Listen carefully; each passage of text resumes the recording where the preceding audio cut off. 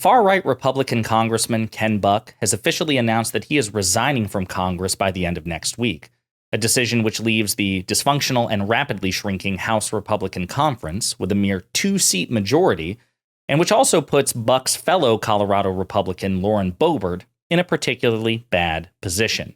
But before we unpack all that, if you end up liking this video and you want to support the channel, please be sure to hit the like, subscribe, and alert bell before you go. I'd greatly appreciate it. All right, friends, we have several clips to look at in this video, but this is phenomenal news because it screws over the Republican Party in general in the House of Representatives and also puts Lauren Boebert in particular in a bit of a pickle, and it's going to force her to make a really tough decision. But let's start with Ken Buck's resignation letter. So he says, "It has been an honor to serve the people of Colorado's 4th District in Congress for the past 9 years. I want to thank them for their support and encouragement throughout the years. Today, I'm announcing I'll depart Congress at the end of next week. I look forward to staying involved in our political process, as well as spending more time in Colorado and with my family." As Jake Sherman from Punchbowl News reports, though, this will leave the dysfunctional House Republican Conference with a mere 2-seat majority. And these people can't get their act together no matter what anyway, so this is going to put severe pressure on Mike Johnson. Okay, we may very well, as Jared Moskowitz and others have pointed out, end up with a Democratic Speaker of the House, Hakeem Jeffries, before the election at the rate Republicans are currently resigning. Now, I do want to say that we talked about Ken Buck in previous videos, and Ken Buck is fascinating to me because he seems in this weird, strange way kind of principled for a Republican. But to be very clear, Ken Buck is not a moderate Republican.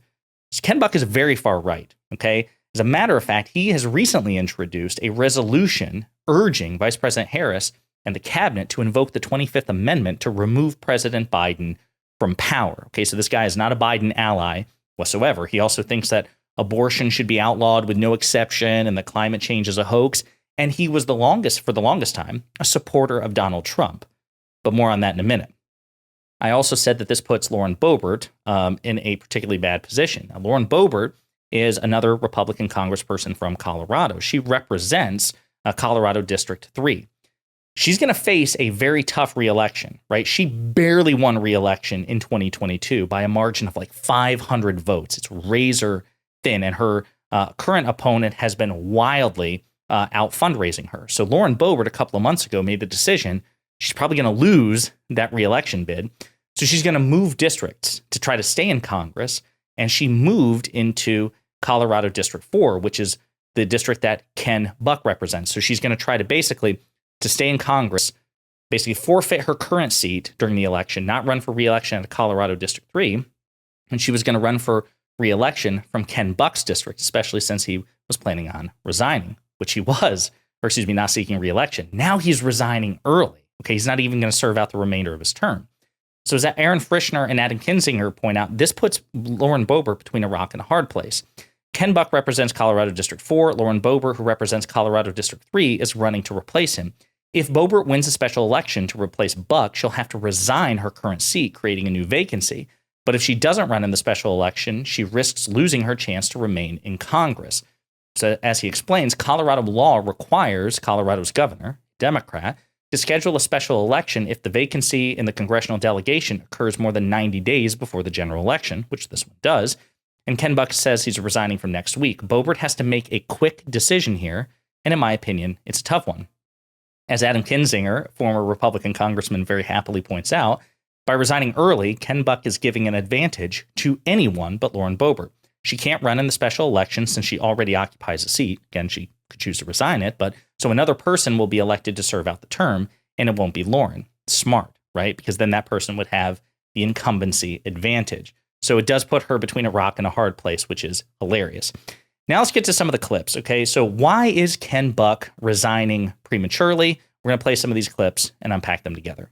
You know, my colleague Melanie Zanona is reporting that there is such tension among House Republicans that many of them aren't even going to a retreat that's going to happen at the end of this week. Is that tension part of why you're leaving so abruptly? I think this place is dysfunctional. For example, I am the number 3rd ranking member of the Judiciary Committee. I haven't even asked my questions yet. 40, 50 people have gone before me. But that could be personal. It could be personal, but a lot of this is personal, and that's the problem. Instead of having decorum, instead of operating in a professional manner, this place has just evolved into this bickering and nonsense, and not really doing the job for the American people. How much of the fact that you are leaving March 22nd, next Friday, how much does that have to do with the fact that Trump is the presumptive nominee and you're not exactly a fan? Well, I don't think whether he was the nominee or not, I think our system is broken in how we choose candidates, and I want to get involved in that process. Is it really that miserable right now to be, I mean, from the outside in, it doesn't look that fun. From the inside in, is it that bad that you're saying, I'm done? It is the worst year of the 9 years and 3 months that I've been in Congress. And having talked to former members, it's the worst year in 40, 50 years to be in Congress. But I'm leaving because I think there's a job to do out there that I want to go do. Anybody that you want to fill your seat? I have not gotten involved in that, and I'm going to stay out of it. And there's a primary.